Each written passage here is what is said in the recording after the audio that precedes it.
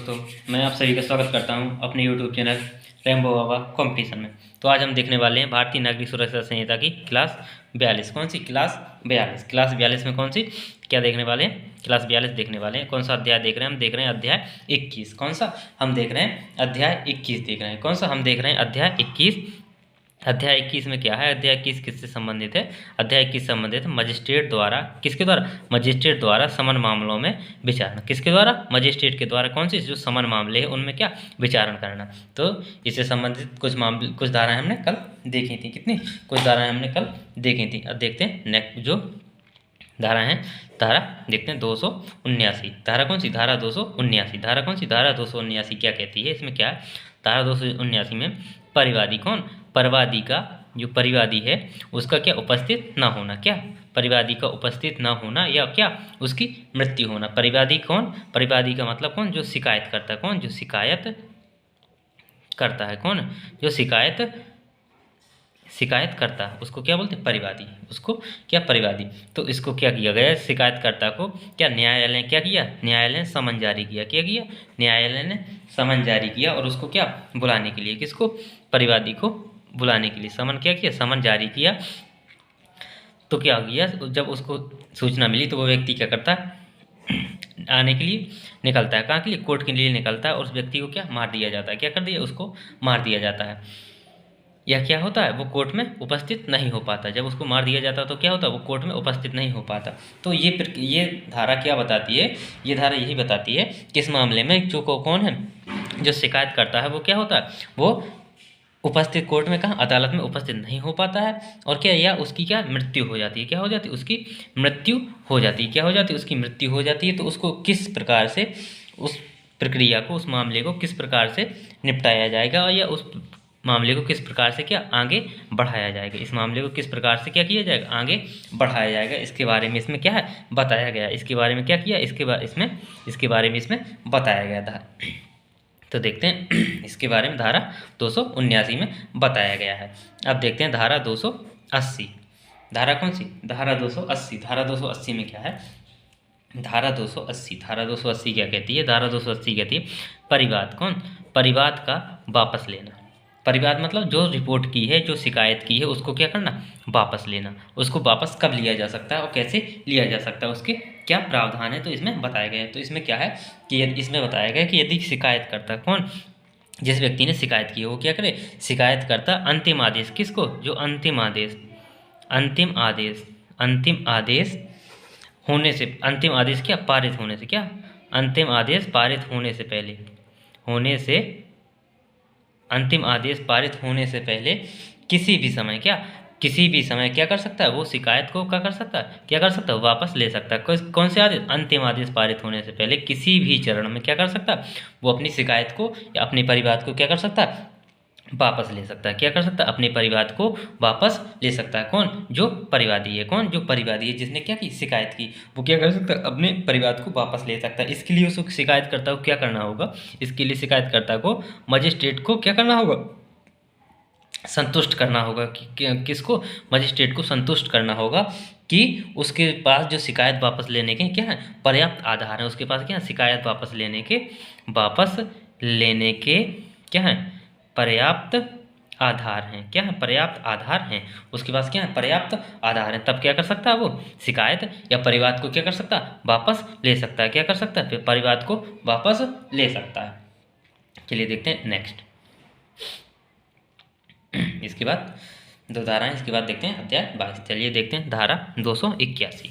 धारा 281 में क्या है? धारा 281 कहती है कुछ मामलों में, कौन से? कुछ मामलों में कार्यवाही रोक देने की शक्ति। कौन सी? कुछ मामलों में कार्यवाही रोक देने की शक्ति। तो इसमें किसकी? न्यायालय की शक्ति बताई गई है। जो मजिस्ट्रेट है उसकी क्या शक्ति है? उसकी शक्ति है, उसको क्या कर सकता है वो?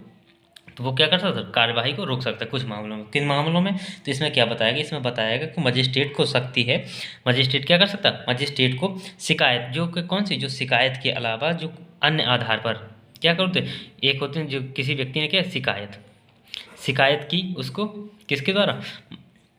पुलिस थाने के द्वारा उसको कोर्ट में सब चीज़ें विधिवत तरीके से उसकी प्रक्रिया चल रही, तो उस व्यक्ति की शिकायत है तो उसको क्या करेगा, उसके अगर वो उसको क्या किया, उसकी कार्यवाही चल रही है तो उसको क्या कर सकता है, उसको नहीं रोक सकता। उसके अलावा कोई अन्य आधार से क्या शुरू की गई, अन्य आधार से किसी व्यक्ति को समन मामले में या किसी मामले में क्या किया जाए, कार्यवाही शुरू की जाती है किसी अन्य मामले में, तो जो कौन है मजिस्ट्रेट है, जो अन्य मामला है उसको क्या कर सकता है, रोक सकता है, उसको क्या कर सकता है, उसको वह रोक सकता है, उसको स्थगित कर सकता है। लेकिन कौन जो शिकायत से मामला आया उसको नहीं रोक सकता। जो अचानक से किसी अन्य आधार पर किसी समन मामले से किसी व्यक्ति को बुला के उसकी प्रक्रिया कराई जाती है तो उसको क्या कर सकता है, न्यायालय रोक सकता है, मजिस्ट्रेट रोक भी सकता है। मजिस्ट्रेट को इसमें क्या करना, इसमें कारण दर्ज करने के बाद बिना किसी कोई निर्णय, मजिस्ट्रेट जब रोकेगा तो उसमें क्या, जो उसको क्या कारण को दर्ज करेगा, क्या करेगा, कोई जो भी उसका कारण होगा उसको क्या करेगा, दर्ज करेगा और उसमें क्या करेगा,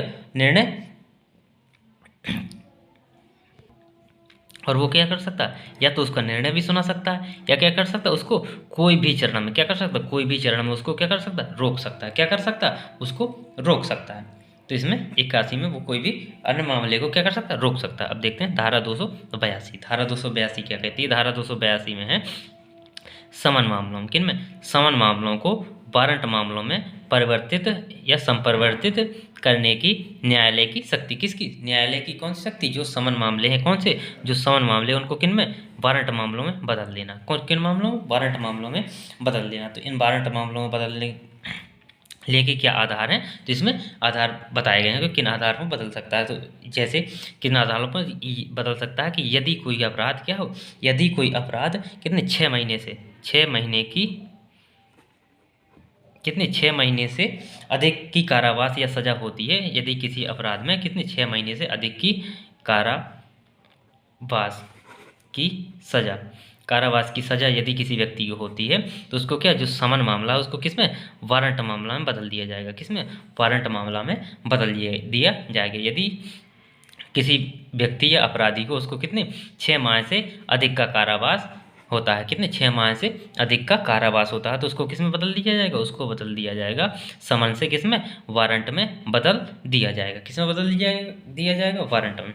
तो ये था अध्याय 21। अब देखते हैं अध्याय 22। कौन सा अध्याय 22, अध्याय 22 किससे संबंधित है, अध्याय 22 संबंधित है संक्षिप्त विचारणा से। किससे, अध्याय 22 संबंधित है संक्षिप्त विचारणा से। संक्षिप्त मतलब जो सार होता है, क्या होता है, जो सार होता है उससे, उसके बारे में ये बताता है। तो अब देखते हैं धारा 283। कौन सी, धारा 283। धारा 283 में क्या है, जो संक्षिप्त विचारण करने की शक्तियाँ, किसको, संक्षिप्त विचारण करने की शक्तियाँ। तो इसमें क्या है, इसमें जो ये क्या है, जो संक्षिप्त विचारण या संक्षिप्त सुनवाई की क्या करती है, ये शक्ति प्रदान करती है, किसको, मजिस्ट्रेट को, किसको, मजिस्ट्रेट को ये शक्ति प्रदान करती है, किसको, मजिस्ट्रेट को ये शक्ति प्रदान करती है। जिसमें क्या, जो नामित मजिस्ट्रेट होगा, कौन, जो नामित मजिस्ट्रेट होगा, जो नामित मजिस्ट्रेट, कौन, जो नामित मजिस्ट्रेट होगा, कौन, जो नामित मजिस्ट्रेट होगा तो उसको क्या करें, वो क्या करता है, किसी विशिष्ट अपराधों को क्या कर सकता, कोई विशिष्ट अपराधों को कुशलपूर्वक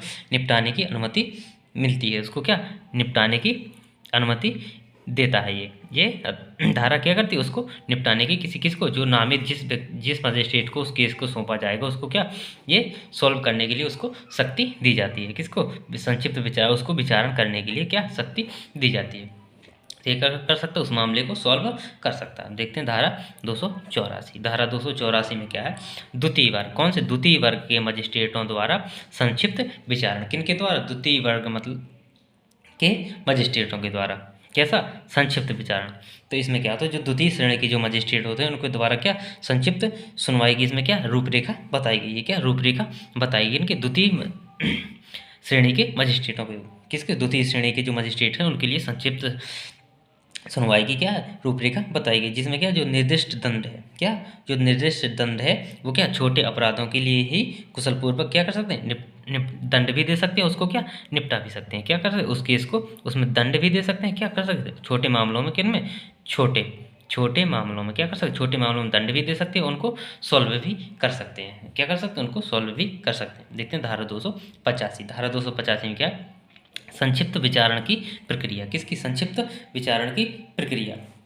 तो इसमें क्या है, संक्षिप्त विचारण की प्रक्रिया का मतलब जो क्या है, जो सारांश है। इसमें क्या जो सारांश होता है, क्या सारांश किसका, जो परीक्षण होता है किसी भी चीज़ का, किसी भी केस का, तो उसका क्या होता है, परीक्षण जो होता है, जो सारांश परीक्षण आयोजित करने की प्रक्रिया की व्यवस्था बताइए। इसमें क्या सारांश परीक्षण की को आरोपित करने की क्या है, प्रक्रिया बताई गई है। क्या प्रक्रिया बताई गई किसकी, सारांश परीक्षण की प्रक्रिया बताई गई, जिसमें क्या विशिष्ट प्रावधानों के अलावा या क्या उसके जो अपवाद होते हैं, क्या जो इसमें अपवाद भी होंगे, क्या उनको साथ साथ उन अपवाद को भी, क्या अपवाद को भी साथ साथ इसमें क्या मामला परीक्षण करने के लिए उपयोग पर जोर देता है। इसमें जो यदि अपवाद भी कोई होगा तो उसको भी क्या, उसकी भी परीक्षण करने की ये क्या करता है, ये प्रक्रिया देता है, क्या या इसको शक्ति देता है, क्या अगर प्रक्रिया बताता है। जो अपवाद होते हैं, जो सामान्य मामले उनको तो बताएगा, लेकिन जो कैसे अपवाद मामले हैं उनको भी क्या करेगा,